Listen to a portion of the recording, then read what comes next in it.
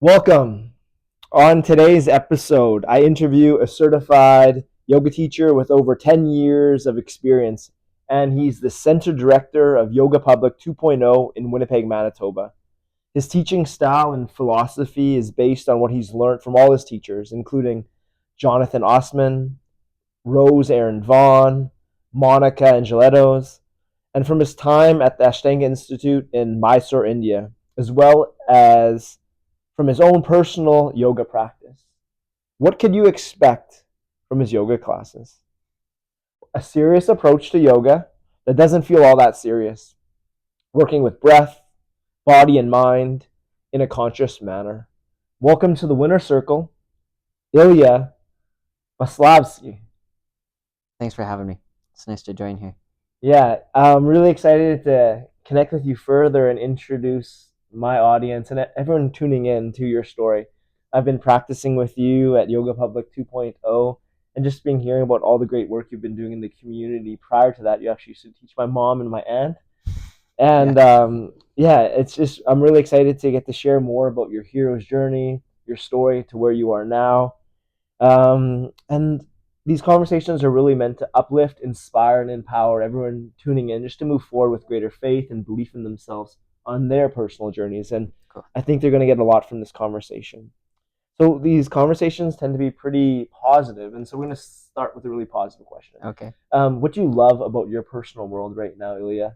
Not the external world, what's going on in the news or hmm in the celebrity gossip or whatever, but what do you Okay. what do you love about your personal world? Oh, that's such an awesome question because I'm feeling very blessed with my personal world. Um, I think a big part of it is honestly that I'm doing work that I'm very engaged in. Mhm. So I've been very fortunate to have you here at Yoga Public. You were kind of joking that I've taught your parents, your mom before, and so I'm just very, very fortunate to be doing what I actually love. I really wish that more people truly believe that that's accessible to them. But it wasn't always like this. I didn't. Uh, I've always enjoyed the things I do, but I didn't necessarily really believe that you could find what you're passionate about. And then they say if you love your work, you won't feel like you're working or whatever that saying is. And Yeah. so um, to answer the question a little bit more directly, I've been feeling really, really good in a lot of ways because I'm exactly where I want to be. And in a way, I'm kind of doing my dream job or my dream role without having ever even dreamed that this big. Yeah. Like I would have never really thought that I would be the director here at Yoga Public. Um, but it's a very, very fulfilling position to find myself in, and it's not really because of the moniker of director or anything, but it is pretty cool to be the one who has the vision for the space. Not exclusively, not solely, but in a lot of ways, you then have to direct that vision to come to fruition. And so we're really fortunate here. I feel like the staff, the teachers, all the students, really the overall community, that this is just it really is a beautiful space. It's a beautiful practice space. It's a beautiful community. The energy here is really, really positive. And so I find myself really quite busy and working quite, quite, you would say you can kind of measure it by long hours, many days, but it's just because I feel like it's really actually an investment of my time and energy. So what Mhm. I put in, I feel like I get more back out of it anyways. Mhm. So anyone who comes to the studio definitely knows that they're gonna probably run into me here, maybe in the morning, afternoon, and in the evening, and on the weekends. And so that's kind of how my world is right now, so to Mhm. speak. That's kind of the world here at Yoga Public, but in my own personal life, I'm also very, very fulfilled. But this is a big part of it. Yeah, and how fortunate that you get to do something that you love and the impact that you have the opportunity to make in this role. Um, what is your mission here at Yoga Public and beyond? Well, and beyond, you might have to clarify a little bit more how far beyond we're looking. But mission at Yoga Public, um, I wouldn't really say that we have specifically some sort of mission statement as maybe most modern businesses might have, but it's really just to offer people, in some ways, a type of refuge. Mm-hmm. And sometimes in the yoga worlds, if we look towards slanting things a little bit more towards spirituality, refuge has one meaning. But I actually find that what we do at Yoga Public is a little bit more grounded, in the sense that you are provided this beautiful space.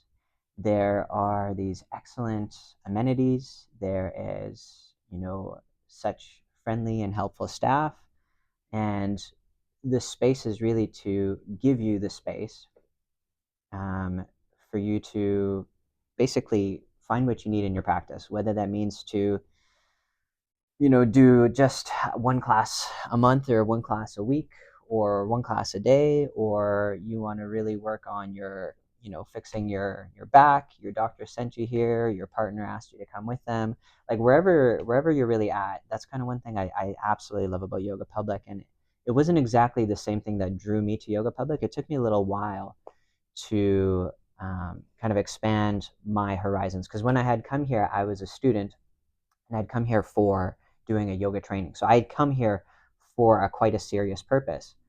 And I remember in the change room, it would be kind of funny, but people would be like, I love the showers. And in my head, I'd just like be scratching my head. I'm like, I'm here because there's this excellent teacher who I'm now learning has this amazing, life changing, you call it a yoga teacher training, but it just seems like it was so much more than just that to me. But Mm-hmm. people would be talking about like the showers are gorgeous, Mm-hmm. and it took me a little while to really understand that you got to meet people where they're at, and I think that's kind of what Yoga Public um, is really all about. Is just giving people the ability to take their practice where they need to, and they might see other parts of practice, yoga practice, fitness, wellness, your life practice, so to speak. And I think it just gives you the nourishing ground that you will then kind of get to choose your adventure, so to speak. Where do I want to take this, if anywhere? And so Mm-hmm. that's kind of the mission here, is just really providing so much. And part of it is yoga, part of it is health and wellness, part of it is, physical or spiritual development. But there's a huge other portion to it, which is just excellent amenities, cleanliness, the parking, mat and towels, et cetera, et cetera. So it's just really to make everyone feel like there's something here, because there isn't just one type of yoga student. Mm-hmm. Thank you for sharing that. And the beyond is kind of like your personal mission that Mm, extends beyond your job. And it includes your job, but it includes your role as a father, mm-hmm, as a partner, as a friend, as a Winnipegger, as a Canadian, as a citizen of this world. mm-hmm, Yeah, like why are you here on this earth? What do you feel your purpose is in this moment now? And missions could always change, but yeah, what is your overarching mission that guides you in everything that you do? mm-hmm. Well, it's quite the big question. Yeah. And I was going to say, it seems like missions do change. Mm-hmm. But I do think that maybe at some point you do kind of land on more or less some solid ground where you kind of know what your, in yoga, this would be called your dharma is, which could be kind of loosely translated to like, what is your purpose, which Mm-hmm. is what you're getting at. Um, Without really, I think, over explaining it, I think there's a couple different ways at looking at it. I know that I wouldn't have thought that I would be, a yoga person. I don't even really think I even knew what yoga was even when I started doing yoga, let alone really the stuff that I'm aware of now after having studied it for so long. But to me, it seems quite obvious that this is kind of what makes my my soul, so to speak, sing. Mm-hmm. Is that to find my voice, to basically just help people through yoga, to make it a little bit more straightforward to people, it's in some way to demystify it. Mm-hmm. Mysticism is cool, but it's like a shroud, and so it's very hard to get anywhere when things are shrouded, so to speak. Mm-hmm. So that's kind of one part, and the other part really is just as simple as, um, in a compassionate way, being the best version of myself. So whether that means being, I kind of pray that I would be the best version of myself, the best teacher that I can be, the best husband I could be, the best father, the best brother, the best friend, so on and so forth. Even just like, to me, even things like being the best director, the best employee, being the best coworker, all of those things are actually very meaningful to me. Um, and like I said, there's a compassionate way to approach this, because you could also kind of really beat yourself down and wear yourself out if you apply all this with too much of an edge. It's very draining. And so I think that's actually one thing that I personally am quite fortunate for. Not always, I do struggle with this, but generally I do know how to do my best, and then also be completely at ease with the day to day of how that actually transpires. And I learned that from yoga. Yeah, and we'll get more into yoga, and this yoga is a part of this next question. But in order to be the best, in order to be one's highest embodiment of self, we have to take care of our self care. Yeah. And so I'm curious, what are the foundations of your self care? Mind, body, spirit, mental, emotional, spiritual, and physical. What are like the core foundations that help you show up as your best in all these roles that you Well, I don't know which way to best tackle that at first, so I'll kind of just go based off of where my mind has, thinks I should start. play? But Yeah. this kind of makes me think of not having balance in those domains. That's kind of where the place I started yoga from. And so um, yoga has its roots in, it's a spiritual lineage. There is a physical practice to it. There's, probably a lot of people that are going to listen to this know that there's meditation, there's breath work, there's so many aspects to it. And that kind of touches base on how you had, asked the question, all these different parts of you. And so before I had really started yoga, all those parts of me, whether it be, you want to have a sharp mind, or you want to be in good shape, you want to feel fit, whether that means look fit or just feel fit in your life. I always had some pretty rich spiritual, background within myself. And, but yet when I reflect back on that time in my life, this is, quite a few years ago, um, there wasn't there wasn't really health there, right? It's actually a little bit kind of like you're in the dark and you're just like kind of feeling around, and you hope that you don't touch anything you don't bump into anything, you don't trip over anything, you don't touch something you're not supposed to really touch, but you're doing kind of clueless, you don't really know what you're doing. And so we could maybe get into the story if you need or if you want, but Yeah. long story short is that I was invited to my first yoga class, and I honestly didn't even want to go to it. I'm like, yoga, I'm like, okay, fine, whatever. And so the only thing I really remember about that very first class is that it was very hard, and I was like surprisingly hard, like Yeah. so sweaty, so hot, so shaky, and I didn't really feel defeated, but I was like, that is just really hard. That was my memory of it. It Yeah. wasn't really good or bad. It was just that's what it was. And so fast forward, basically what ended up happening is that only I could kind of, jokingly summarize it as only more bad things happened, only more negative experiences. And so not of yoga, just in my life. And what ended up happening is that at some point you kind of hit a type of rock bottom. And I think probably a lot of people have experienced this or talk about this. And sometimes you kind of hit rock bottom. It seems like it's for a while, but then you like bounce off of it, and it's like, oh, okay, it's actually somehow there was enough momentum that it got a little bit better. And so what ended up happening is that I was left unhappy, and there was heartbreak, as I think all hero stories usually might have, and my body was like broken and battered for multiple reasons, and most of them are honestly totally my own fault.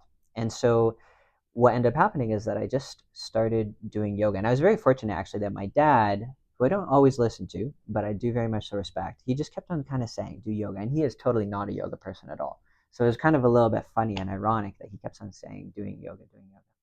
So I finally started doing yoga. And then ever since I really started to do yoga, like because I decided to go rather than someone said, you're just going to come with me. Mm-hmm. That's when I learned how to start being reasonable with myself and being more conscious.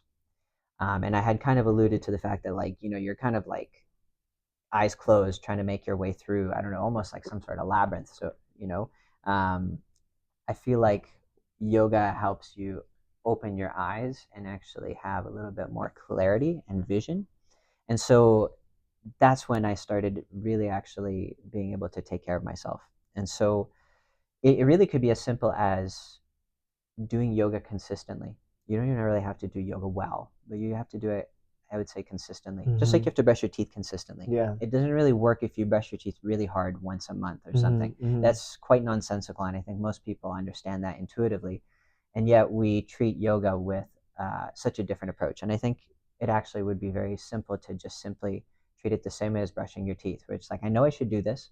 I don't really have to do with competition. I don't have to do this very hard. I just need to be more consistent with it. And that actually applies to most other things in self care too. I think there was a brief period of time a number of years ago where self care was like, get your nails done, like go out on like a special, I don't know, fancy smanchy, night out or something. Listen, Mm-hmm. those things are fun, but I don't really think that they fall into long term self care helpful techniques. Yeah. And for me, some of the ones that have been really pertinent right now are going for walks. Yeah. Um, I personally specifically like to go for walks along the river, Mm-hmm. and I try to make sure that I do that as frequently as I can. Obviously, my yoga practice is a big part of my self care routine, so to Mm-hmm. speak. Mm-hmm. Getting enough rest, Mm-hmm. staying hydrated, Mm-hmm. eating.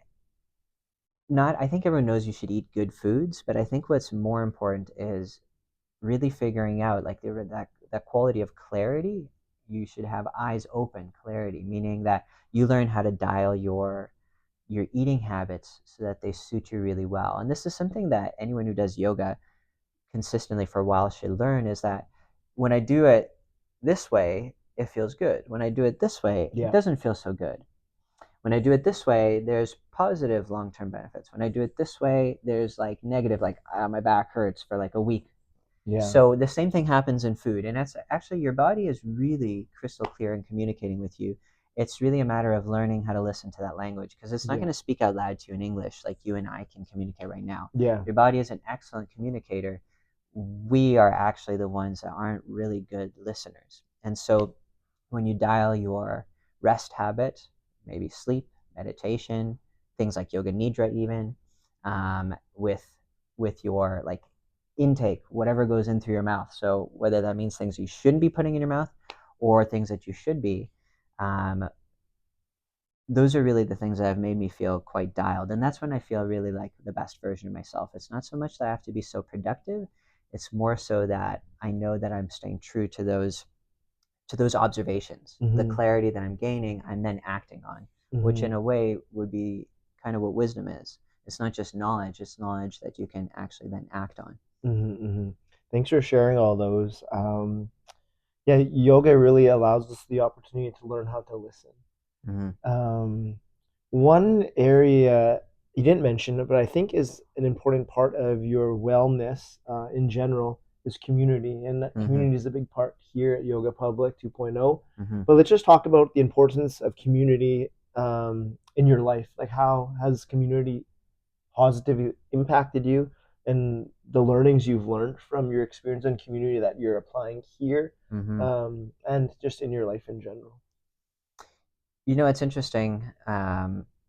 Community is considered a one of the most important parts of foundation for spiritual practice, Mm-hmm. spiritual life, spiritual growth. Mm-hmm. Generally, this kind of makes me think. People often say like, "Well, I don't need to go to the studio. I could just do this at home." And then I never really like to rub it in or anything, but it's like the obvious question would be like, "Well, how often do you do this on your own?" And it's like usually it's like, "Oh, I haven't done it in a little while." And so there's a reason why there's that wisdom in any spiritual lineage, whether it be like a Buddhism oriented one, a meditation oriented one, whether it be even things like I know that this is important to you to, for example, Christianity, Yeah. whether it be yoga, whether it be a non-denominational yoga studio, so to speak. Having people around you is is extremely empowering and uplifting. Mm-hmm. There's just even from basic things of seeing similar faces.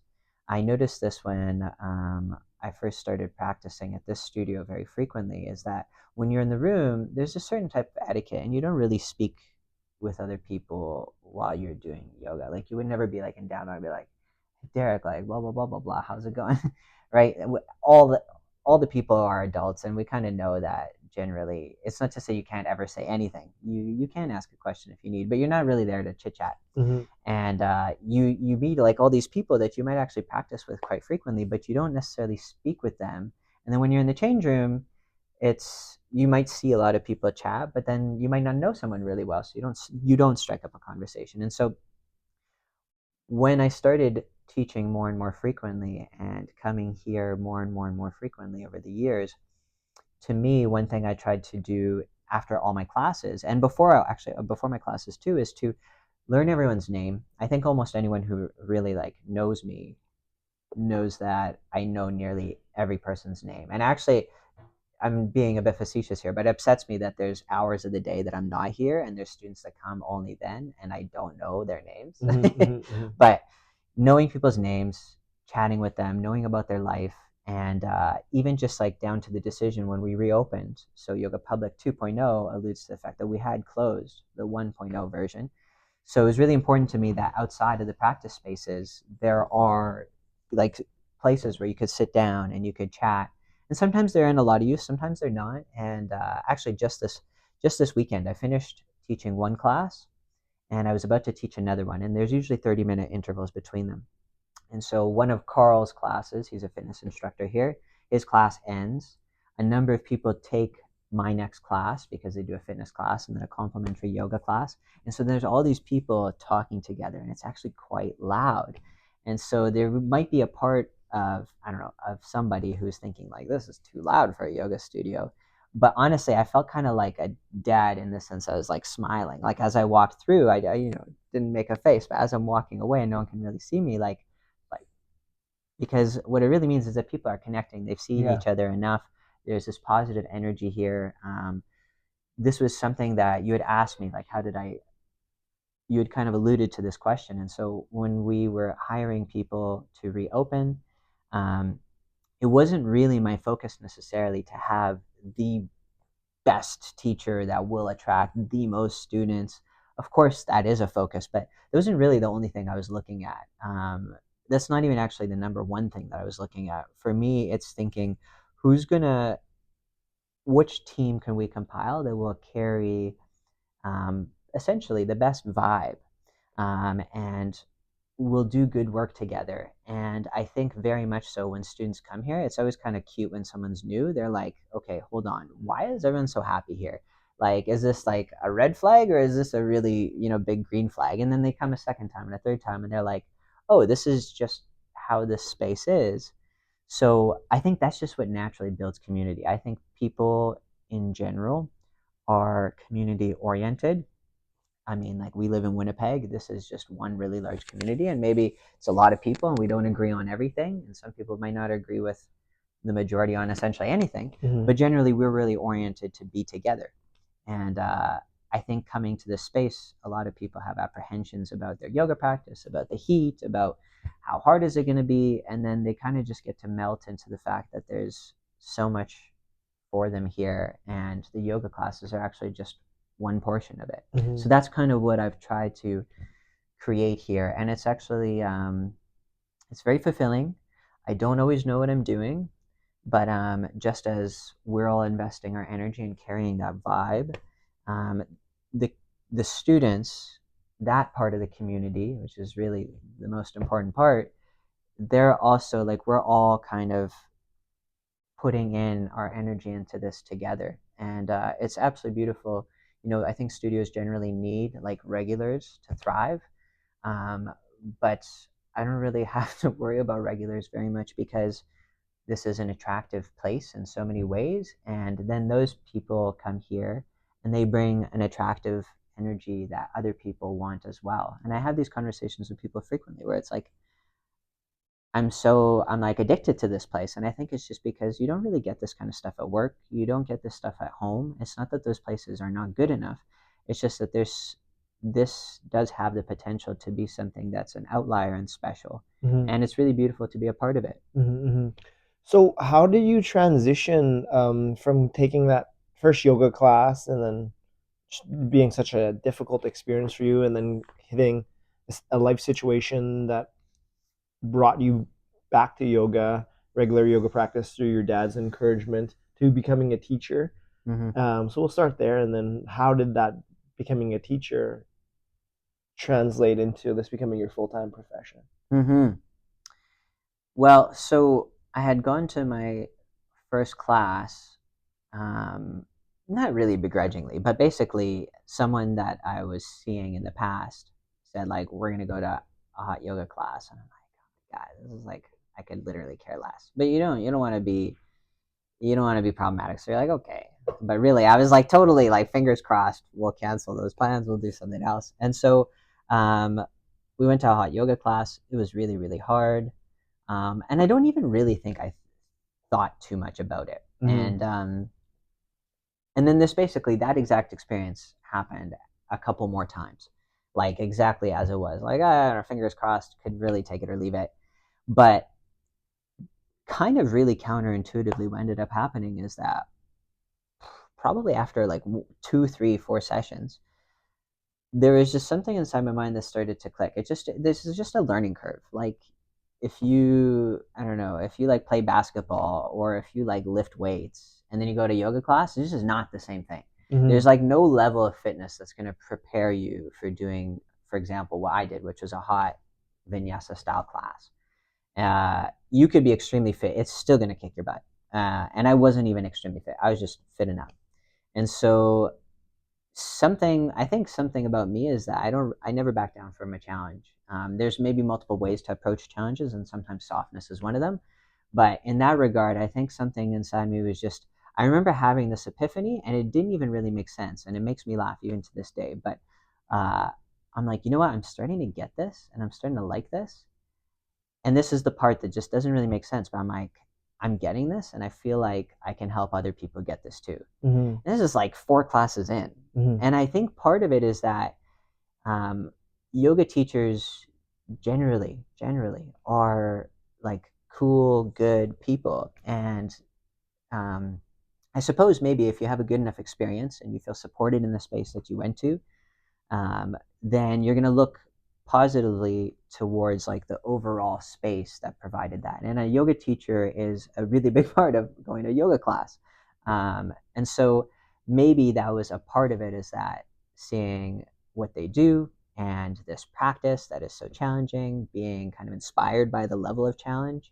It was so funny to see it shift from, I don't even really care about doing this, I don't even want to go, this is pretty hard, kicked my butt, to I'm kind of getting it, and I feel like I might want to help other people do it. And it's still to this day is kind of funny because it's like, why would you even think that you could help someone else after a few classes? It doesn't really make sense. And so that was kind of technically, that's when the seed was planted. Yeah.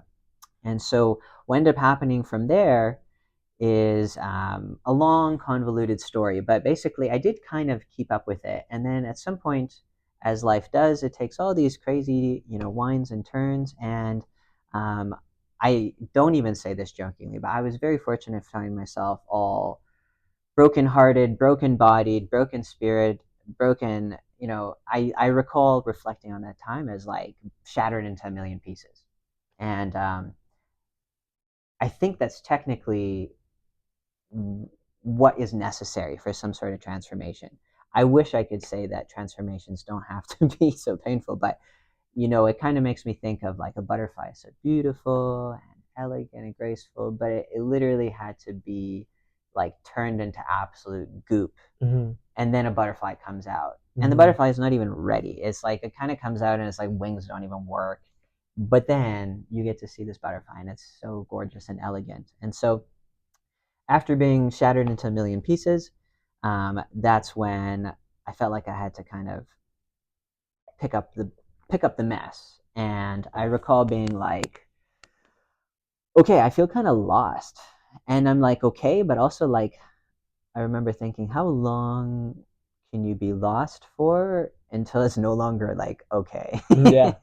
And so I think I think back then I didn't really know this, but I started trying to lose weight. I started trying to exercise and gain muscle. I've always been into athletics and stuff like that. And so, just a young guy, you're like, let's get some muscles. I guess that will fix my problems. And so it didn't really, fast forward, it didn't fix my problems. And so actually, my approach to all those things was not very positive.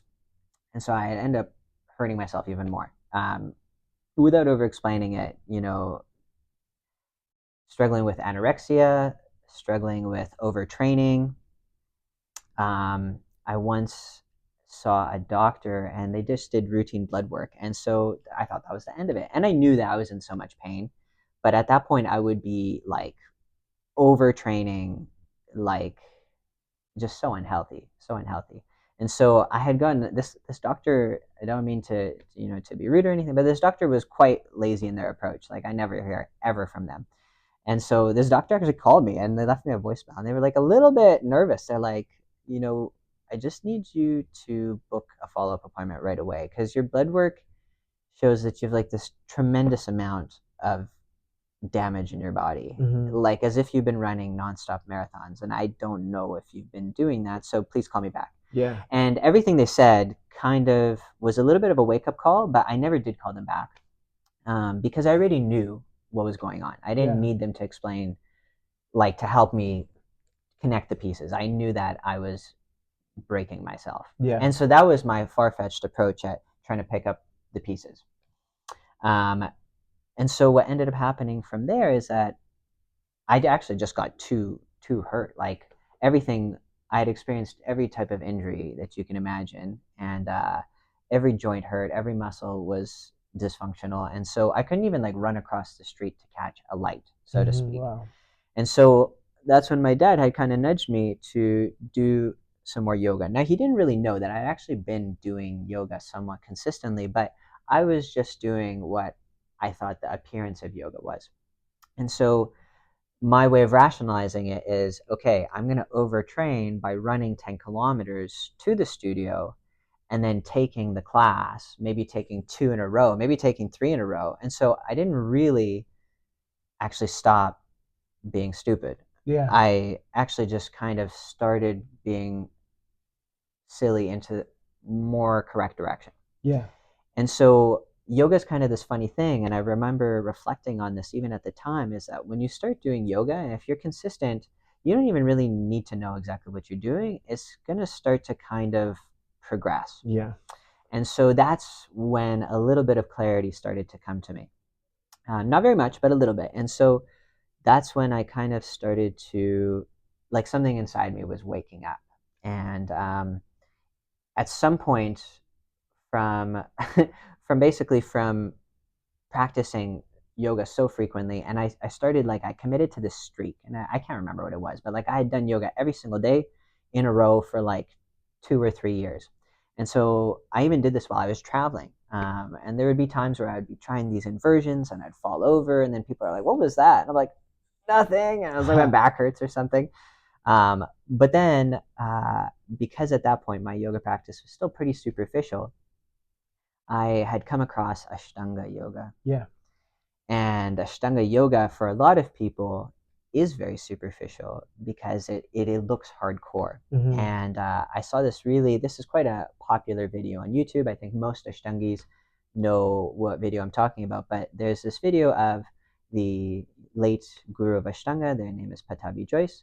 So Patabi Joyce traveled to America to film primary series and also intermediate series with a group of 6 students. I believe it was 6 students.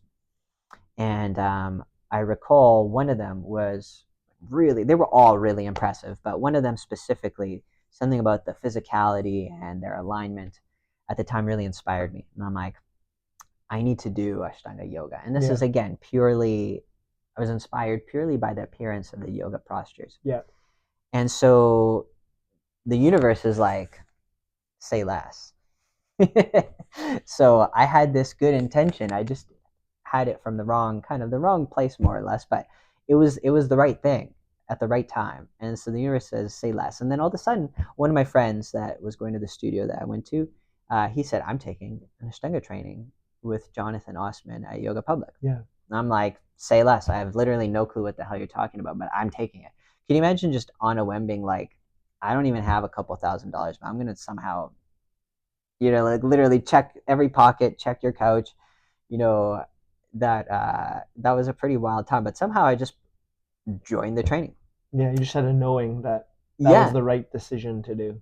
yeah, not even for exactly the right reasons, but like the background was all the right reasons, but the foreground was not really. And so that's kind of how I actually met my teacher and my mentor, and that's how I got to Yoga Public in the first place, was through all that kind of roundabout, kind of nonsensical, painful story.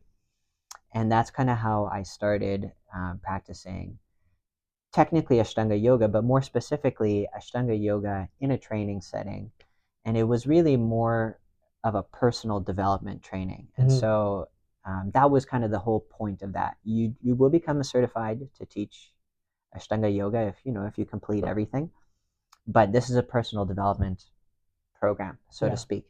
And so develop my person I did. And so that's really where my practice took a turn for the best. Mm-hmm. And that's really where that's arguably when I actually started practicing yoga. Yeah, it went from asana based, all the postures, all the exterior, how things look, how you look, Mm-hmm. to the deeper elements of yoga, which is really what like yoga is about. Like the Yoga Sutras of Patanjali, the 196 aphorisms, only four pertain, only three, sorry, pertain to the asanas. The rest is Mm-hmm. about um, presence, being present, breath, connecting with the divine, so much more Mm-hmm. beyond the physical. The physical is just the little carrot on the string that guides us to just infinite depth beyond that. Yeah, I like to kind of almost think of it as it really is quite important because like asanas and the appearance of things, because it's almost like the candy wrapper. Yeah, Um, if you just see a candy and it looks like a brown chocolate yeah, thing, then it's like that is you don't know anything about it. You just know that it's brown and chocolatey. And there's like what 10,000 different types of chocolate yeah, candies that you could possibly buy. yeah, The cover to something does make a big yeah. difference, and so I think that's the universal little trick behind yoga is that the physical practice is a lot more important than I think some yogis like to lead on, but it is just the wrapper. And the intention is that you might be attracted to the wrapper, but you're not going to eat the wrapper, and you're not going to eat the wrapper and the candy simultaneously. You have to like, open it up and get to the nitty gritty. And so even though some of my intentions were not pure, in the end, Yeah. reflecting back on it, everything worked out just fine, and it worked out the way that it needed to. Mm-hmm. And I did end up uncovering the chocolate. I did take off the wrapper, and I was helped to do that and guided to do that by the person who ended up being my mentor, which is Jonathan. And so Mm-hmm. anyone who's practiced yoga public for a long time, anyone who's done Ashtanga in Winnipeg, either knows about Jonathan or has practiced with Jonathan. Mm-hmm.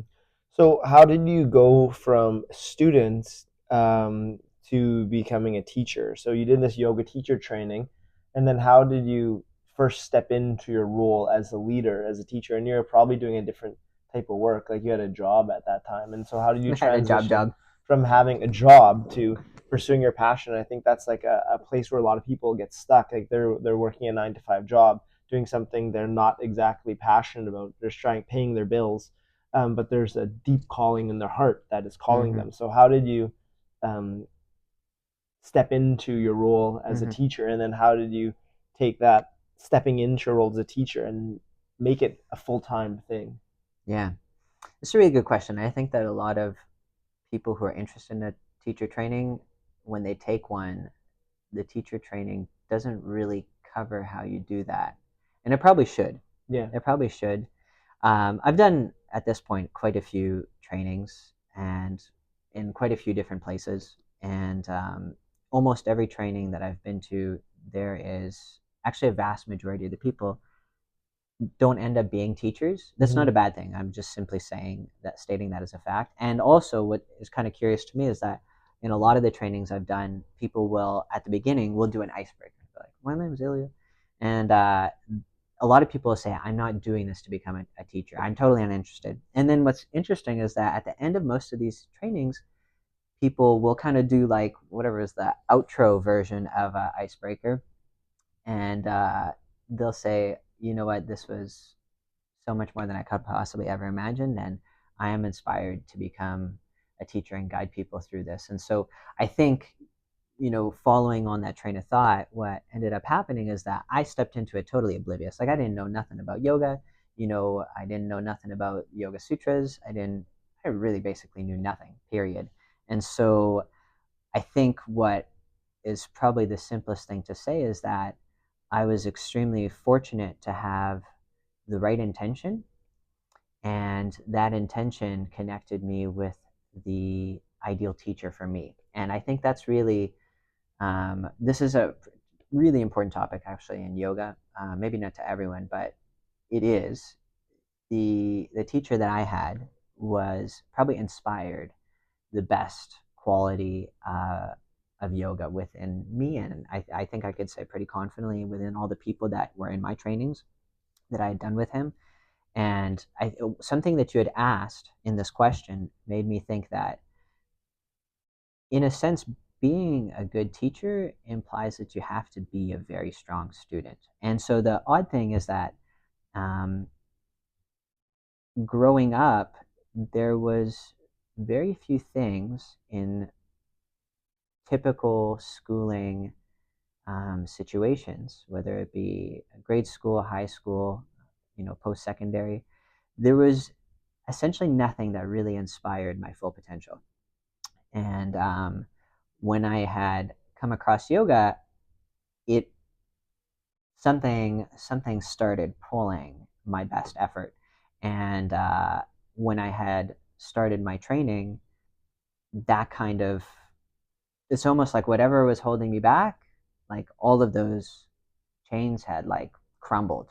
And so um, the amount of effort I'd put into both my personal practice, but also awakened like the most excellent version of myself as a student.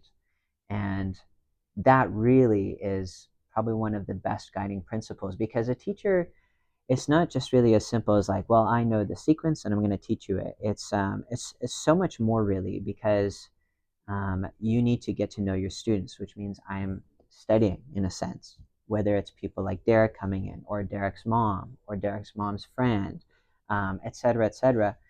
You say something and it doesn't land. Immediately, you're trying to learn, being a student, to figure out why what I said doesn't really make sense. How else would I say it? Is it possible that I said everything correctly, but I needed to say it louder, or I needed to say it twice? And so that quality of awakening the best quality of student, I think, is a little bit of a like this secret practice. And so I think that's actually what was one of the most, for me, important, and it's in some ways also inspirational parts of doing this training with Jonathan, is that somehow this excellent quality that has been kind of hiding somewhere in the background came to the foreground. And um, I can only actually be super thankful. But it's a way to inspire myself as well. Like I'd never really worked that hard to even study, to read, to memorize, and it's not things just memorizing like the postures or the alignment, but it's also even really specifically things like Sanskrit words. But Sanskrit words, it doesn't matter if you remember them and you remember how to pronounce them. They cannot exist in a vacuum. And so that means you have to do the next step. And so if that student is inquisitive, well, what's the next step? I need to understand what that word means. Duh. But what that word means is it's coming in roots. And unfortunately, for the average Western student that doesn't, have some sort of background in, I don't know, basically in India study or, yogic study, um,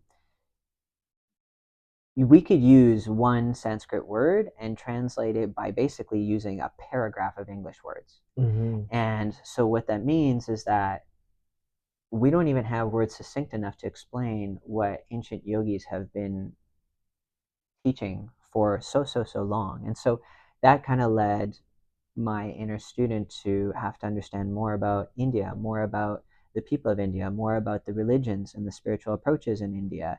That eventually, at some point, I got interested in Indian politics and all sorts of things. And so, this is some of where I think my depth as a teacher comes from, is that that student quality was awakened Mm. and was intense enough to keep drilling through this, because I would love to say that yoga is simple, but it's both simple and extremely complicated. And maybe someone who's done it for long enough knows exactly what I mean, but you kind of see both sides of the picture simultaneously. Yeah, it's super important. And one of Krishnamacharya, like the grandfather of modern yoga, one of his students said this, and I don't remember who it was. It was maybe Patabi Joyce, but I'm not sure. But the best teachers, he says, are senior learners, and I think that's Hmm. so important for us all, practitioners of yoga, or just human beings, just to continuously stay curious and learning, um, not to focus on being a senior teacher, but focus on being a senior Mm-hmm. learner, and those Yeah. senior learners are the best teachers. Yeah. And I think that's, I've actually not heard that. And that's, I think, exactly what I'm getting at. Um, I have heard when I was doing my first trainings that um, the best teachers are not necessarily even good students, but it's like you have to be, you're not necessarily just going to be an authority on all the knowledge. It's Mm-hmm. like you have to be really curious, almost having a fresh eyes to your yoga practice, Mm-hmm. because what you're going to teach is going to be informed by your yoga practice. So I think if I could kind of summarize it, is that I'm just in love with yoga. And so that is, I've been very fortunate that this is my longest love affair, and it doesn't seem to be going really anywhere anytime soon. And I'm very happy about that, because it has brought the most incredible depth to my life. And I really do wish that people could get a taste of that, because it's just brought a type of passion and energy to my life that um, I think some probably confuses some people. Mm-hmm. So the question I'm sure many people are wondering is, how did you take this love affair, this thing you're just so passionate about? How did you transition that into a career? So I've always, as soon as I started practicing, specifically here with in some ways this doesn't make any sense, but um, I think it's just something about, if people believe in past lives, etc., etc. And so one thing I think actually my teacher had said to me is that, not necessarily pertaining directly to me, but in general, if someone is a strong practitioner now, chances are they've kind of come across a groove that they've been already cutting for the past life or many past lives. And honestly, I don't really care about specifically saying yes or no about reincarnation. Mm-hmm. It doesn't really influence me whether it's correct or incorrect. I'm not Mm-hmm. really attached to if it is or isn't a thing. But Mm-hmm. to me, that does kind of seem to kind of logically click, that it's as if I just kind of came across accidentally at some point in my life a groove. And then that groove means that it's going to be a little bit easier to stick in it. And so for me, in some ways, it kind of feels like that groove was really, really deep. So as soon as I fell into the groove, I was like in the groove. And so some of the ways in which that is kind of funny to me is that when I had signed up for this training, I had moved closer to the studio, and and then I moved even closer to the studio, and I found a job that was close to the studio. And in a lot of ways, my life was literally revolved around my yoga practice. Mm-hmm. Um, now, mind you, I was younger. I didn't have quite as many responsibilities, and I was very fortunate to have fallen into that groove at that point in my life. Um, so I was practicing. I would wake up and be. My goal was to be the first at the studio. Not necessarily the first, like no one else is allowed to be first with me, but like doors open approximately 5:30. I'm gonna be there for 5:30, and Mm-hmm. I'm not even really a morning person, but you kind of the discipline kind of teaches you how to be a morning person. And then I was very fortunate to be able to practice Mysore, which is an approach to learning Ashtanga yoga. We can go over that more if we want to. And then I was very fortunate that through somehow my efforts of being a diligent student, that I did pester my teacher in some way. To be honest, I don't even know how or why they had said yes, but and I was able to shadow Jonathan and spend time in the Mysore room, being around the teacher, absorbing the techniques, learning through watching, through experiencing, through feeling, through discussing. And then what would happen is after I finished my practice and I finished my Shavasana and my meditation, and then I would shadow at some point. And so um, because I was doing this, I was not getting paid for this, so I was able to kind of pester, like, well, give me more shifts, so to speak. And I'd like to imagine that it's because Jonathan saw potential in me and Mm-hmm. knew that this is probably the right thing to do for this new generation of teachers. And so that I would be able to do that quite frequently. And then what I would do from there is I would basically walk over to my barista job. And something you had said about jobs made me think is that we shouldn't really wait until the perfect job to like that's my passion and now I'm happy.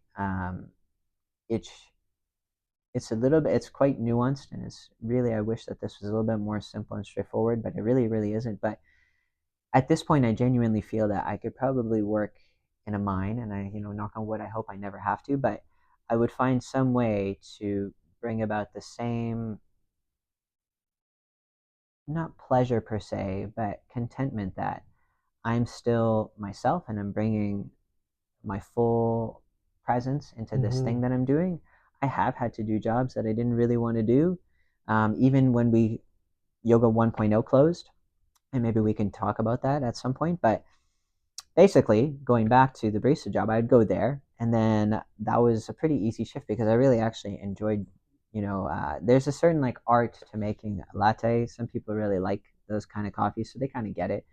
And there's some jokes about the baristas, like constantly tapping away at the milk to get the bubbles out and whatever. And so I would do that, and then I would walk home, and then basically there was a solid chunk of time where like all my free time really revolved around either trying to do more poses. There's still some obsession on all the alignment and whatever. That took a little while until I kind of burned through all that energy. But I think what was really an important thing that I'd done is that I'd bought so many yoga books, and especially one of them was this huge. There's two books, like they're huge, and it's the Bhagavad Gita, and the commentary is by Paramahansa Yogananda. Mm-hmm. And so the the details of the Bhagavad Gita, the story between Krishna and Arjuna, were explained in such tremendous detail. So what I would do is I would get all these post-it notes, and I'd go to the local Starbucks, and I would sit there, and you have to play some music to kind of drown out like the hum of the coffee shop, and I would just take notes on everything. And that's what really helped me understand so much of, like, even just like the names of postures. Like Marichasana is a pose in the Ashtanga sequence, in the primary sequence. And so Marichasana is not really the name of an animal. It's not the name of a direction. It's not the name of a shape. It's a sage, Marichi. And so that I found richness in that kind of context by studying those texts and those commentaries. And so that's kind of what I had done to just dig this deep hole into the yoga world. And at some point, there was probably this, it just kind of reaches critical mass, so to say. and you kind of realize that you have to teach. You have to just like find a way to teach. And so I was teaching classes for a friend. He had a studio in the Exchange, and like almost nobody would ever come to these classes. And one time nobody showed up, and I was a little upset. I was a little bummed. But the funny thing is, like, literally the ceiling tiles like fell apart exactly where they would have put their mats. And so Mm-hmm. just like the ceiling crashed down in front of me, right where all the students would have been. I'm like, okay, man, it's kind of good that there was no students. And then I think like that desire to teach had, um, just like I had wanted to learn more serious yoga. So then somehow the universe conspired and it came to be. Well, so I wanted to teach, and the universe conspired and said, okay, like your work is good enough. Like it's time to go to the next stage. And so what had happened is a teacher had reached out to me and said, like, you know what, I'm teaching a class that I'm going to be moving away from. I'd love for you to come in and watch, and then you know, within due time you'll be ready. And the reason why it was like that is because it was a class that she was teaching to seniors. And this is actually something that I had to overcome, is that everyone looked at me as like being young and full of piss and vinegar. It's like, surely you can't teach seniors because you practice so fast and you practice so hard and you practice Mm-hmm. with, in some ways they were correct, but in a lot of ways those people were totally wrong, because they didn't really see my love for yoga. They just saw actually the wrapper on my yoga practice. Yeah. And it took me a little while for me to stop looking at my wrapper that they're looking at. And long story short, I started teaching that seniors class, and that actually taught me so much because I had to change up my practice so that I can teach them. And it was really funny because when I first started with them, the yoga that I was instructed to teach them was like literally the most gentle stuff ever. And so of course, I'm going to respect that, because who needs some young guy to come in and be like, touch your toes or whatever. Yeah. And what ended up happening is that in no time, my observant student mind was like, what the hell? These guys could do so much more. And it wasn't really like a cocky thing or arrogant thing. It was actually like a really honest observation. And so I started teaching them a modified version of Ashtanga. So we went from kind of like chair yoga, stretch your neck, 5 degrees, to doing modified sun salutations and doing a lot of the standing sequence. And my God, did those guys flourish? Like it was Mm-hmm. incredible. And so that had been a really good piece to the puzzle, is because I don't have like an 8-year-old body. And so it was good to have students that could complement a part of my practice that I just really can't have. But that's what really solidified my awareness that yoga really is for everyone. Yeah. And it's important to find a positive challenge in your practice. Mm-hmm. And that's what's going to keep kind of this like 2 step forward, 1 step back, 2 steps forward, 1 step back. Because so frequently in life, it's kind of the other way around. Yeah. And so having done some of those classes where no one's showing up, then doing classes where I was teaching in a 55 plus building, that is not, and I mean this in the most humblest way possible, because for me it was important, but that is not very glamorous teaching, so to speak. Like I'm not teaching at any yoga studio even. I was I was teaching in it literally a 55 plus building. Yeah. But to me, it was so incredibly fulfilling. And so, as per usual, you know, there's this concept of merit in yoga. So I guess my merit bar had filled up. And so then just more opportunities started to arise. I started to teach at more places. And then I guess I kind of, in a sense, my confidence started to grow as well. Like I am worthy of other classes. And I had noticed too that other people that I had graduated my training with, they were a little bit older than me, so they probably just had a little bit more like awareness how to just navigate this adult world. Yeah. And so like things had clicked for them a little bit more quickly. And I remember just for literally a millisecond, there was a bit of jealousy, and then there was this is kind of what yoga had taught me to be able to do, is it's okay to feel that initial feeling, but then what are you going to work with it? Just like it's okay to feel angry, but then are you going to yell at someone or hit them? No, right? And so it's like there was a millisecond of this initial, and then the next thing that happened is I'm thinking, well, they're working so hard and they're doing something that I'm not doing, and they're reaching out to people that that maybe I'm not even reaching out to Yeah. anyone. And so it kind of just inspired me. I'm like, okay, what am I being so shy about? Maybe I should try to create some of these situations where, I message someone, or I talk to Mm-hmm. someone, or I go somewhere and see what could be done. And so at some point, I was teaching a decent amount of classes, and I don't remember the exact thing that happened, but there was definitely a moment where you kind of have to decide, am I going to be 1 foot in, 1 foot out?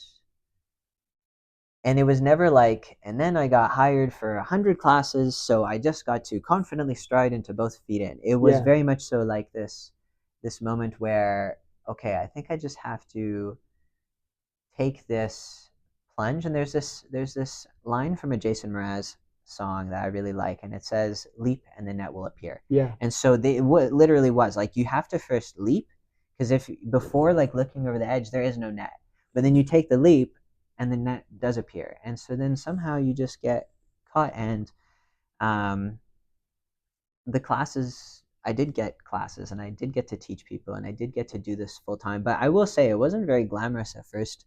You do have to kind of teach a decent amount of classes to be able to make a real living in this job. Yeah.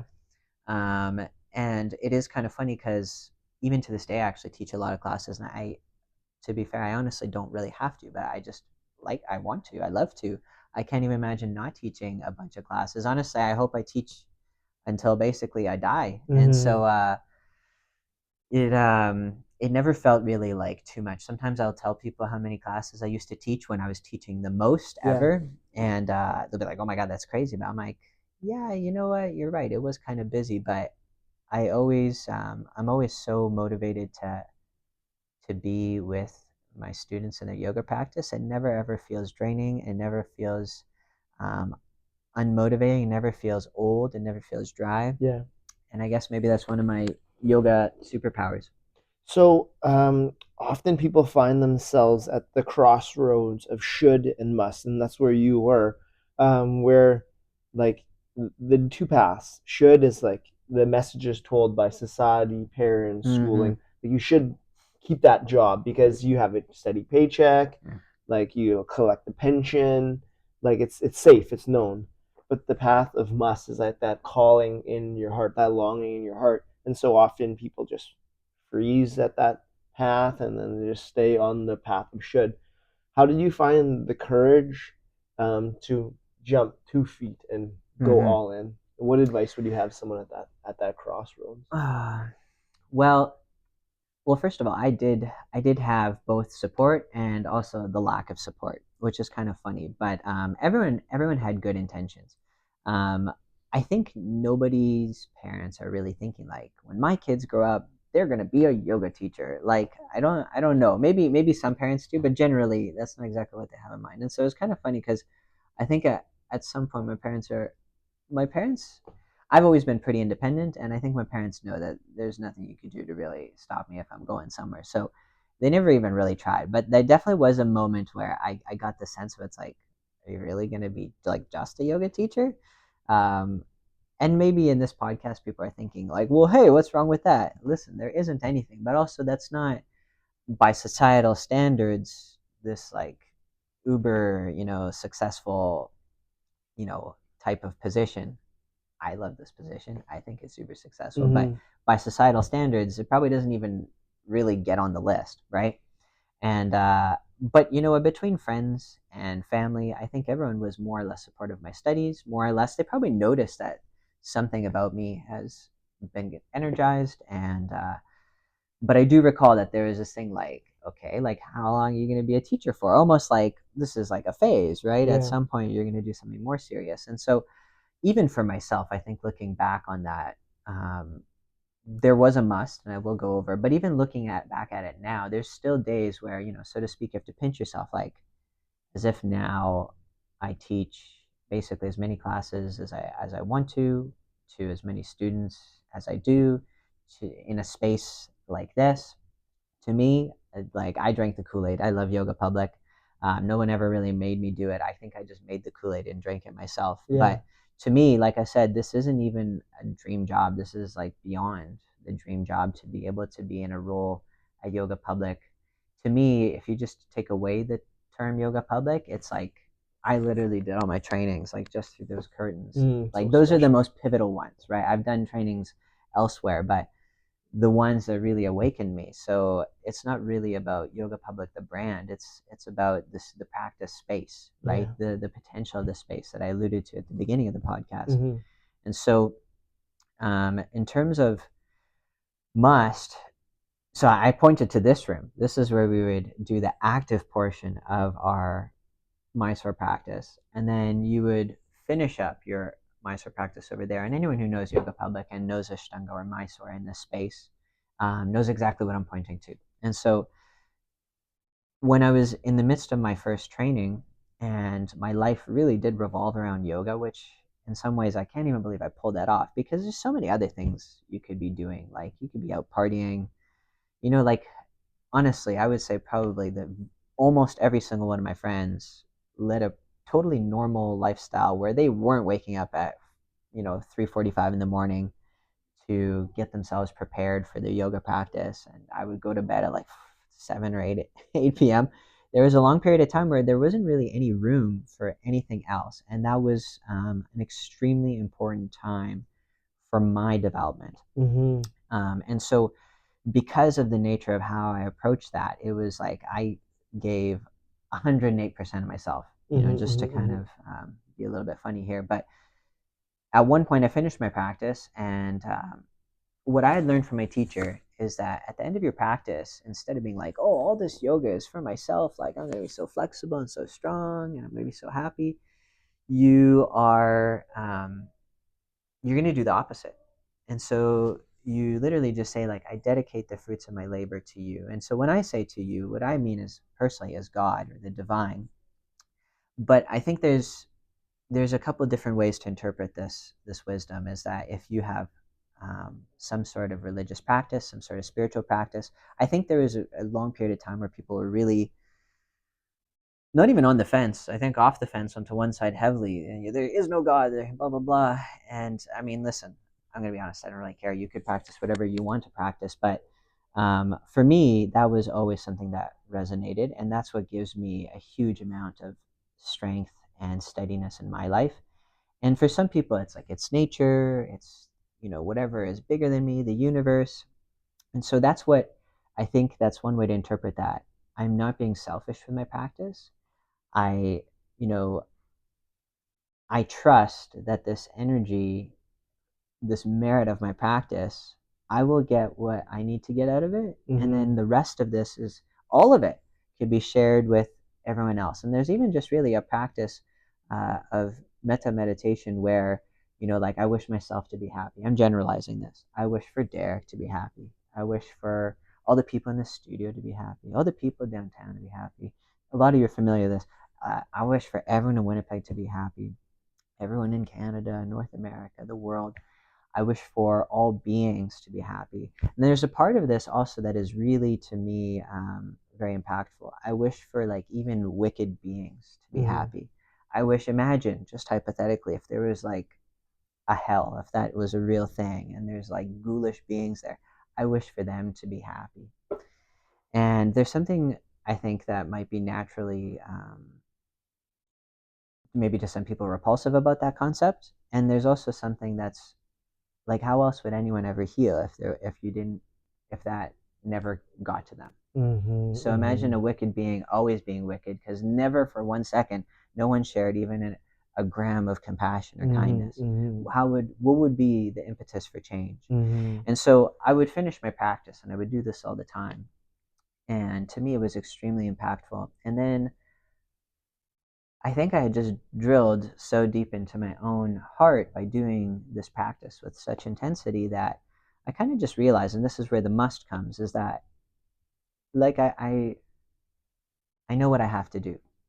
Mm-hmm. And to summarize that in clear English is like I have to dedicate myself to this. Mm-hmm. But that's not like a superficial thing where like I'm gonna get an unlimited membership at Yoga Public. No, that's not what I mean. Is that that's it. This is what I'm doing. And there you cannot explain how honestly and wholeheartedly I mean that. In that moment, And so that is what nourishes me and guides me to do that at all times. And I'm very actually not necessarily proud of myself, but it's really beautiful to know that I've always stayed true to that. Yeah. How does one find that if they don't know what that is for them? I've thought about this quite often, and the best answer that I've come across, and I do want to kind of give the caveat that there are many paths up the mountain, Mm-hmm. but I know of one way that will take you to the top of the mountain. And this is kind of a spiritual, in spiritual lineages, there's frequently the use of visualization. Mm-hmm. And so, or imagery, symbolism. And so if you think about a mountain, like generally we would kind of be able to argue that there's like a tippy top to it, right? Yeah. But the base is Y, and the top there is like actually a tippy top. And so you could take a direct path, you could walk around, you could go up and down, you could be really nonsensical, you could just be lost for like literally countless years. Mm-hmm. But like even that too could technically lead you to the top. And so this is something that's actually kind of interesting about yoga, is that you had alluded to the Yoga Sutras, and so did I. And the Yoga Sutras are, if the viewers aren't really aware, is that there are these aphorisms about yoga, and they're extremely succinct, which means that it's like extremely potent wisdom, like condensed. And it's not really like you're smart or not smart enough. Like you cannot unpack it by yourself. There's no amount of wisdom that you could have that you could just totally avoid learning from anyone else. This is kind of the thing I think about spiritual lineages, is that this is what I experienced with my teacher, Jonathan, is that it's not that I wasn't smart enough or good enough. It's just like you need someone to help focus the lens correctly. And so Mm-hmm. the Yoga Sutras are so concise in their wisdom that you don't ever even, just like if you were to buy a Yoga Sutra, you would have to go out of your way to buy just the sutras with no commentary. Mm-hmm. Generally, every book is a commentary. So I could write a commentary on the Yoga Sutras, but I would literally be using a commentary on the Yoga Sutras to inform my commentary. Yeah. And so that is kind of what's interesting about yoga, is that some of the commentators on the Yoga Sutras are considered enlightened beings, but let's just call them masters. And if that word doesn't even resonate to you, then let's consider them someone who's done the work in their lineage, Mm-hmm. and they understand. I don't practice yoga, but I definitely see that it gets you to the tippy top of the mountain. Yeah. And so that's kind of was something that kind of floored me a little bit, is that the commentators, so if I were to write a book, I would be using commentary from commentators that aren't even actually yoga practitioners. They're other um, masters of different approaches Mm-hmm. in the Indian spiritual world, or spiritual disciplines.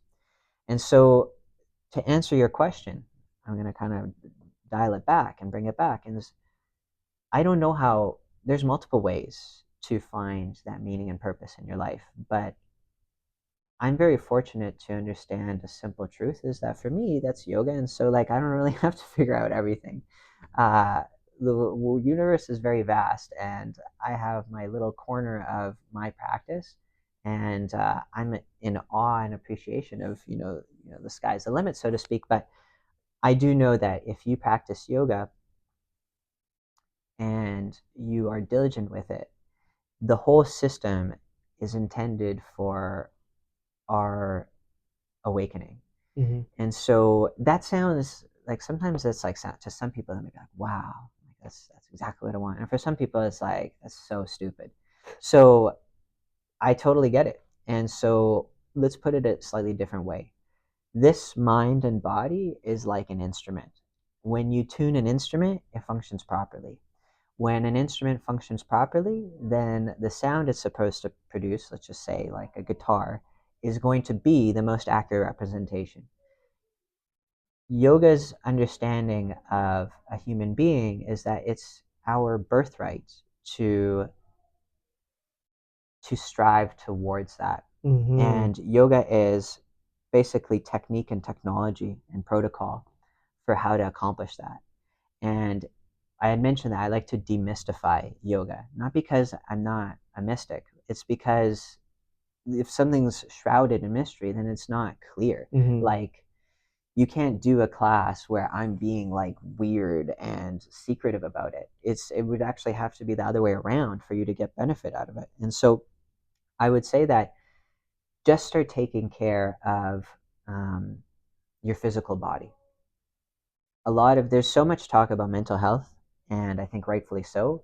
But we need to understand that when you take care of your physical body, it has immediate positive benefits on your mental health. Yeah. It's like if I'm going to improve my mental health, but without dealing with my body, you know, like old timey, like people in prison where they like have like a chain and ball. Yeah. So that's like you're working with this like weight attached to you. So that is, and I learned this wisdom, A, just through my own experience, but B, in Ashtanga, the primary series is called Yoga Chikitsa. And Yoga Chikitsa means yoga therapy. And that yoga therapy is supposed to apply to your physical body. That's what primary series is for. And then second series, which is often called intermediate series, is called Nadi Shodhana. Yeah. And that means cleansing of the nadis, which are energetic pathways. And so this is just following on principles. You had mentioned like mind, body, soul, etc. There is this principle of koshas, and koshas are the term translates to sheaths. So if you're not entirely sure what a sheath is, it's like if I had a sword, I'd put the sword into a sheath, and then I would unsheath the sword. So what it really is, just this concept of thinking of these bodies, okay? And so the outermost layer is your physical body. This is the most tangible one. This is the most obvious one. And any teacher knows that when you teach a yoga practice, if you say reach your arms in a straight line, most people will kind of do it. If you say sit still and let's take 25 breaths, you look around, if you have 20 students, like 10 of them are just totally drifted off in a quite an obvious way. It's actually kind of cute, but they're just like literally like, oh, I should really get my nails done. And so the reason I bring this up is that the next layer after the physical one is the energetic layer. And when you do breath work or pranayama, that's considered to be the energy body. We don't need to get into this in too much detail, but the point is that you start with physical because it's the most tangible, it's the most obvious. It's like it's right here, right? If I poke you, there's no, like, you're not confused. You're like, oh, he's poking my leg. I know that because I can feel it and see it. So you start with the most obvious, and if you do that even with just, I don't know, you poor technique, but with good consistency, over time your technique will improve, and that consistency will help you go deeper because the layers are not concrete, like they are so divided. They're actually like permeating each other at all times. Just like this conversation can be like logically stimulating, cognitively stimulating. Maybe there's a good energy between us, right? Maybe we're both happy or hopefully not unhappy or whatever, but there's all these things are happening simultaneously, but you need to start with something that's like a bite-sized chunk. Start with the physical practice, and this is where I think a lot of people have their idea of yoga a little bit backwards. People, I think it's really makes sense intuitively to some people to say like all this focus on physical practice is totally wrong. Like this was never how yoga is supposed to be. They're right, and I could almost confidently tell you that they're also wrong because that's actually not that's not correct for a really simple reason. The masters of the 1800s and 1900s in India worked really hard to send their disciples to the West to teach us yoga. In a lot of instances, those disciples were like, I don't want to leave you, Guru. Like, why would you ever send me over there? I just want to be with you and I want to keep practicing in our ashram. No, you have to go.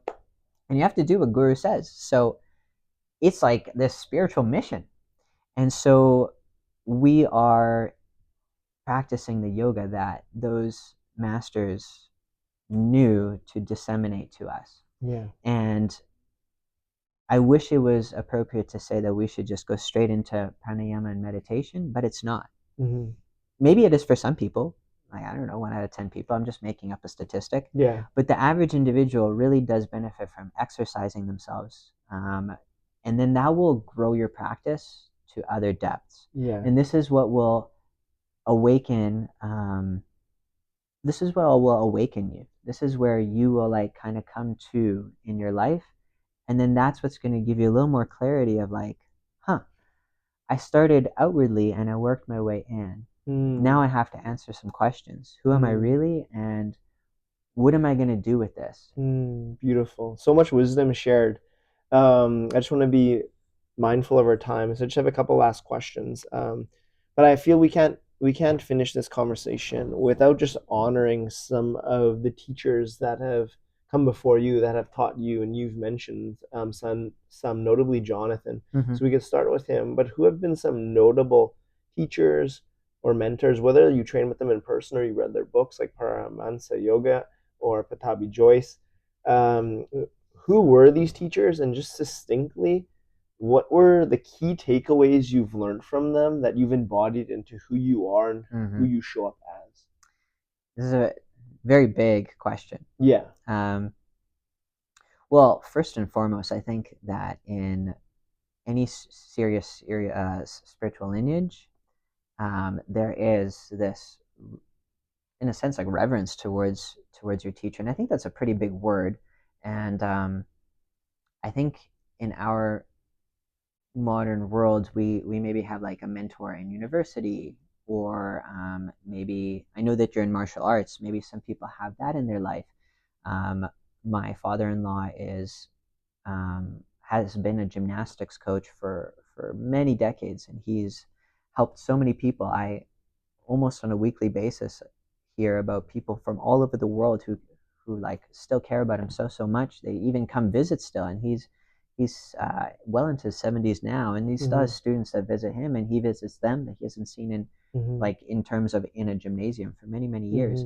So I think that sometimes we just don't really realize that in yoga there's the term guru, and I think a lot of people don't really know what that means. But it's if we can just simplify it, it's there's a technical definition to it, which is a dispeller of darkness. Guru, dispeller of darkness. And so that's what I was alluding to in just the last question. Maybe it was a little bit long-winded, but you need to do these practices that help you go inward. Maybe that's kind of how we can summarize that last question. And that's when you'll have a little bit more clarity on who you really are and what you should probably do and have the energy to do going forward. And so that is why typically people have reverence for their yoga teachers or their spiritual leader, their spiritual mentor. And so for me, that primarily was Jonathan, because I actually didn't really have that spiritual clarity. I didn't have that physical clarity. I didn't have that energetic clarity. I didn't have that emotional clarity. It was literally like you're kind of in the dark trying to feel your way through. And I didn't even know that that's what I would get out of this practice. So, in terms of my own personal development, in terms of me becoming a teacher, in terms of me becoming just a person in the world, all those things were extremely enriched by my experience with Jonathan. And I think in a lot of ways, it's kind of impossible to explain. You just have to kind of experience it, and you don't really have to go out and seek this. Like, okay, well, Ilya said, so now I have to go find my mentor. Someone, if you have that intention, it will be fulfilled. Like I have this saying that I believe very strongly that um, the universe is always conspiring with you, so you better conspire kind of carefully. Like you get what you wish for, so you better be a little bit more mindful about how you're using your mind and your actions, because you will actually get what you conspired for. And so I guess in some way that this is what I had wanted. And so in a lot of ways, my teacher Jonathan was like an uber teacher, someone who had decades of experience, someone who tended to their practice daily, someone who had tended to the practice of all their students daily, someone who had an immense amount of energy and nourished the space, nourished all the students, nourished the program, was really steady in their practice, was really steady in yoga and yoga wisdom, I was very fortunate to not only be able to practice many classes, but also shadow, but also on top of that do trainings, but then also even just be able to go to meditation workshops, chanting workshops, breathwork workshops. Um, so I think you just have to kind of spend time, and that's when you'll kind of absorb those qualities from someone who's already established in them. Mm-hmm. And so to me, that's kind of my most notable mentor. But that's all. Ashtanga practice is very, I think it's very misunderstood. But one lens that I really like is I think a lot of people know what yin yoga is. Yeah. And so yin has a counterpart, but it's a perfect partner. Like they're perfect pairs. And so Ashtanga seems to be very yang. And so at some point I had kind of delved very, very, very fully into yang with all this Ashtanga that it naturally I almost kind of like delved through it and peeked into like yin. And somehow Mm-hmm. that was kind of the next part of my adventure is learning yin and restorative from Monica. And so anyone who knows Monica or has been going to Yoga Public for years, she was a really well established yin style instructor here. And so she had also, I'm very fortunate that she led lots of classes and also lots of trainings. And so I did both yin and restorative with her here, actually downstairs in what's now the meditation room. Um, so she, in a lot of ways, has kind of taught me a very different approach. And we might not really have time to talk about it quite as much, but to me, that was extremely fulfilling to find the other flip side.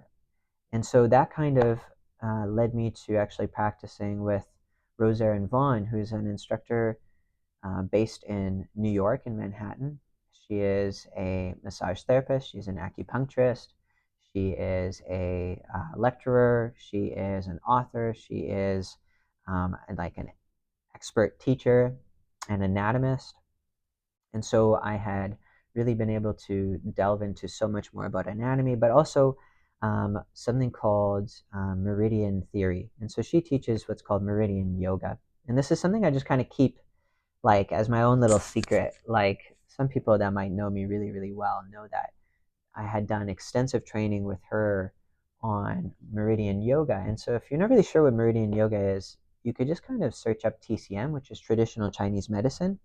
And Yin Yoga actually pulls an immense amount of wisdom from traditional Chinese medicine, but traditional Chinese thought and Taoism. Mm-hmm. And so that's what had kind of attracted me to go there. And that also was something I had to kind of just take a leap of faith to go to. Like traveling to Manhattan is not easy or cheap. Maybe for some people it's like, oh, I'm gonna go to New York. But for me, it's like you have to stop teaching, you have to sub all your classes, you have to pay for a course and for room and board and for food and for flights, etc. So it's like that was kind of a bit of a challenge, but in the end, that was something that had nourished my practice and Mm-hmm. also had brought a confidence to my not only my yoga practice but also my teaching. Like it was kind of cool to have gone to more trainings and then been like, okay, like I really am absorbing this and I'm understanding this really well. I'm able to um, like I had kind of a kind of a personal funny experience where we had to do an exam, and this is kind of a bit unusual in a lot of yoga trainings. It's not unusual that there's homework, but it is a little unusual that there's an exam. Mm-hmm. And this is like hard stuff. This is not even like a lot of it's not even in English, Mm-hmm. right? And so I had gotten 100% on the exam. I don't think I've ever in my life gotten 100% on an exam ever before. And this is what I was alluding to earlier is that this for me is where I naturally give my 100%. Yeah. And so those are kind of the three main teachers: Mm-hmm. Mm-hmm. Jonathan, Monica, and Rose Aaron. Incredible. And all the students here at Yoga Public Kid experiencing their teachings through you, through their practice here, Yeah. which is such a great thing.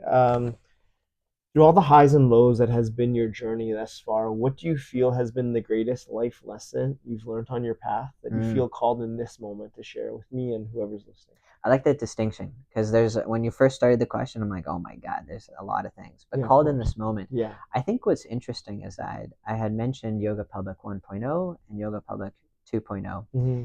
and what had happened is that after COVID, there was all these restrictions, lockdowns opening, and so long story short, Yoga Public 1.0 had to close, and it was like surreal because it was almost like I remember thinking I wasn't like mad, but I was like, surely like we could like figure it out. I mean, like, hey, I was so naive. I was like, why don't we just like go rent a different room somewhere and like, but that's not realistic. And especially now being in a director position, I'm like, that was so that was just so naive, but not in a bad way. I think it was naive in a good way, but it was technically totally out of touch with reality. And so Yoga Public closed, and I had even the amount of passion I have to the space now, I had it back then too.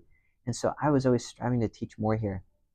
I wanted to be here, just like my teacher. He taught here full time. And to me, I was like, oh, if I could just teach a yoga public like all the time, like I have made it. Like, uh, and so all of a sudden, more than half of my schedule is gone. Yeah. And all the students gone and all the classes gone. And, like there was the income thing, but that was not even really the primary problem that I even experienced. And so I think one thing that maybe people don't think about, but anyone who's an instructor over that time, but really a lot of people experience some form of this, is that like you had tried so hard to bob and weave and navigate and pivot and pivot and pivot. And then in the end, you kind of made it through and you're like, ah. And then like we close. And I'm just like, it wasn't even really defeated, but I'm like, I had a fear in my life that, not really a big fear, a little one, where I had read that adults experience like, I don't know, on average like 4 career changes. Don't quote me on it, but I'm like, I do not want to have a career change. Like I love this. Yeah. And after everything that we went through for COVID and trying to teach online and making videos and blah blah blah blah blah blah blah blah blah, we were doing okay, and then you know we ended up closing. I'm like, you know what? I don't want to do this anymore. And it wasn't really about yoga. It wasn't about teaching. I'm like, I do not want to try to accumulate more classes. I don't want to put in the effort. I don't want to reach out. It wasn't really like I don't want to put in the effort. I'm like, I'm just over it. Like I've already done that like 4 times in just like 1.5 years. I worked so hard to try to keep all the connections and get the classes back and help my students and be with my students. We taught in the park, we taught on Zoom, whatever. I was like, okay, that's it. I think I'm at peace with like pivoting. And I still taught, and I still, of course, did my own practice. I felt still very nourished in my practice, but I did not find 12 new classes to teach. Yeah. I didn't. In fact, I had like, I don't know, let's just say 6 classes, and I just taught those. And then I took a really different job, and I can kind of generalize that job as being in finance, sales and finance. And there's a part of me that like my ego is like, this is so not yoga. But what ended up happening is that I got really nourished from that job, because what I actually did is I brought all of my yoga and purpose and care and compassion and professionalism into that role. I did very well for myself. And then what I also learned is financial health, releasing financial guilt, and then also just when you teach yoga classes, you are technically like a self-employed business. And so that had taught me how to be just no yoga, no spirituality, no, like you're just doing numbers and contracts, and it has to be perfect. And you can't really screw up because these things have to do with the bank, and you can't really make errors. And so I'd gotten really good at that, and I'd gotten really comfortable at that, and I found ways to bring all the yoga into it. And I think that also nourished a lot of people that I worked with. And then when I feel like I got to the peak of that, all of a sudden the owner of Yoga Public calls and says, hey, don't tell anyone yet, and it's not official, but we're going to reopen, and you and I need to talk about you coming back as the director. And I was like, wow, that's hilarious. I mean, in my head, I didn't say that. In my head, I was like, woohoo! Like it was kind of hilarious. But what was funny and ironic about it is that I needed to take this side quest to gain some skills, to let go of some baggage. And then when I finished that, the universe was like, okay, cool, come with me this way. And so that's what led to us reopening in September of last year. So the lesson would be trust the universe, Yeah. not hold on to things too tightly. No, because for me, I kind of saw it as I didn't really see it as a loss. I kind of saw it. I pivoted because I have a wife and a child, a young child. Yeah. And I'm like, I can't not really have a job. So I took a couple months of just only teaching classes. And there was Mm-hmm. only a couple, right? Like there's a handful. To me, it felt like very small. Yeah. It was definitely not like, oh, I'm doing so good financially. But then I'm like, okay, it's time to try something else. And I kind of really felt like I'm actually not, this isn't giving up. This isn't really even moving on. This isn't really less teaching. I didn't really consider myself any less of a teacher. I didn't Mm-hmm. consider myself, there was a technicality, I'm teaching less, but that's basically it. And so I just tried something else. And it was actually a really beautiful experience. It's kind of hard to explain. Mm-hmm. And then, like you said, you kind of trust the process because like I mentioned earlier, I never even wanted to be the director. Um, that was not even in my, they make like 5-year plans or anything. Like it was never really a thing that I thought. I was always just wanted to teach yoga and be with people in a yoga setting. And you got to trust the process, and it all kind of came back the way it needed to. Absolutely. And you were asking, like, this is the winner circle. What does that mean? And to me, that means trusting the process rather than the destination, Mm-hmm. enjoying the journey and having faith. Yeah. My final question that I asked everyone, we examine your past, we examine your presence. Let's fast forward into the future alongside an 85-year-old Ilya. Who is that 85-year-old man? Where are you? Who are you surrounded by? What is the legacy you've left in your 85 years? And most importantly, what are the predominant feelings in your being, in your embodiment? Mm-hmm. Well, I don't really like live in a way that I think about that too much. Um, I really am the way I kind of go about my daily life is that I want to make sure that, for example, like I take care of my body now, so that if anything really did happen to me in the future, I can say that you know what, this was out of my control Mm-hmm. because I I am proud of the effort that I put into, for example, eating well, resting well, doing my practice well. Mm-hmm. I gave it 100%.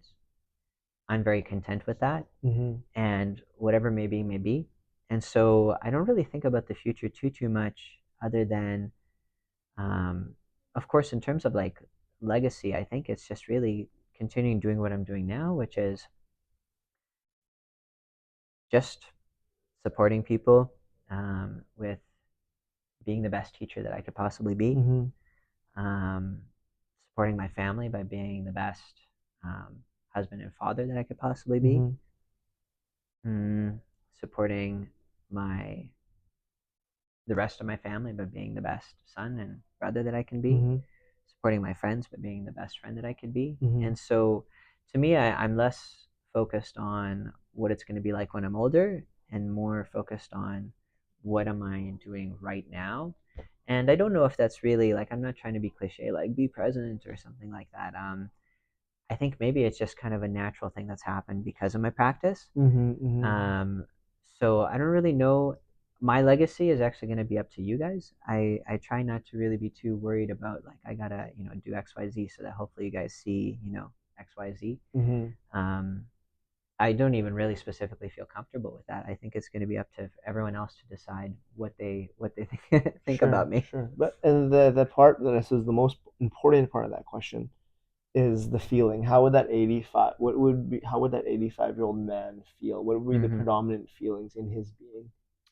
Well, I think I'm gonna approach 85 kind of loosely, and I think you probably are, actually intend that.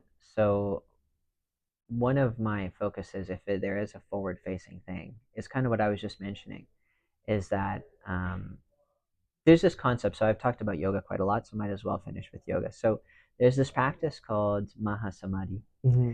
and Mahasamadhi is kind of like a yogi has such control of their life force that basically at some point you just let your life force move on. And Yeah. so if I really did have any forward facing goal or any feeling is that I don't do this every single day, but generally this is kind of a daily thing. And Mm-hmm. sometimes it's a positive, sometimes it's like I kind of notice that there's some attachment, but the way I live my life daily, day to day, is that I could, if I were, I sometimes say to myself, like, could I die right now? Like, would I be content to move on? Mm-hmm. And sometimes I have all these attachments, and I'm like, no, now's not really a good time. Like, I have a lot of shit to do, or like, I didn't do that right, or there's still this important thing. And don't get me wrong, there's important things all the time. But if I think about it a little bit more, realistic, I'm a lot older. That would be the feeling, is that um, I would like to not be gripping at life, and I have done everything that I could do. I've given 100%. I've been content with all my efforts, and I try to do that all the time. And at some point, I would love to. I'm just kind of, pretending, so to speak. But you're just gonna sit down and be like, okay, that's enough, and then I'm just gonna go be with the divine. But to be fair, I think we should all just be with the divine right now. But that's kind of the feeling. It's just peace, contentment, and ease. I just invite you just to close your eyes for a moment and just connect with your breath and just sit in that feeling, embody that spirit, that 85-year-old man. Get into him now. Feel into him as him. Sit by the fire with him. Delight in his presence. Breathe with him. And he sends you a message. He sends current day Ilya a message. What does he whisper in your ear?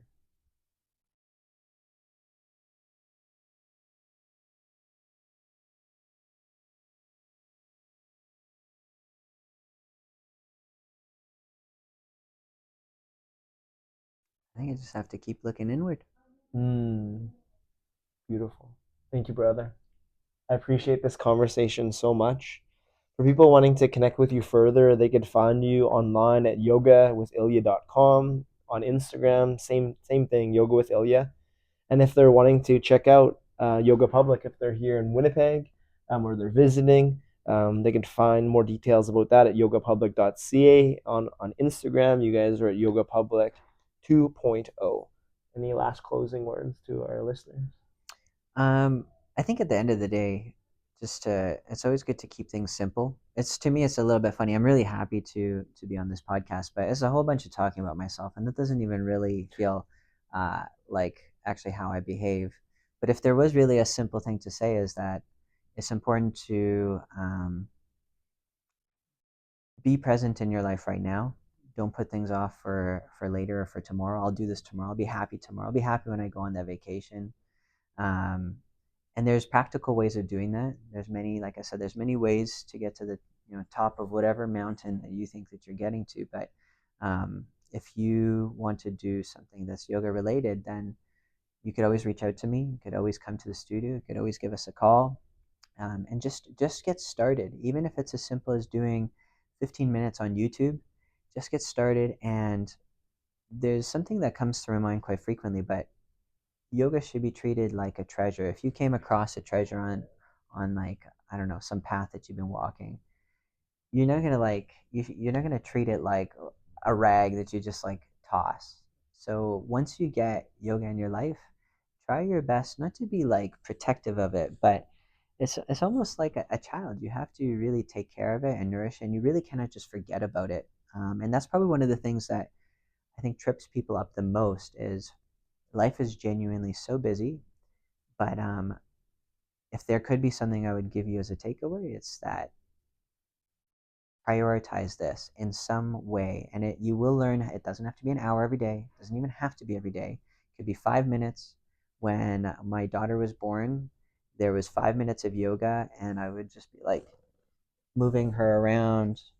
And for me, these were some of the yoga poses I would do. But then eventually, my life changed, and there was more time again. And so that will probably be something that will happen all the time. And so we talked about community. Well, community will give you more energy into your practice. So there's lots of communities, and I welcome you to try any and all of them. But I could only really help you here at Yoga Public. Thank you, brother.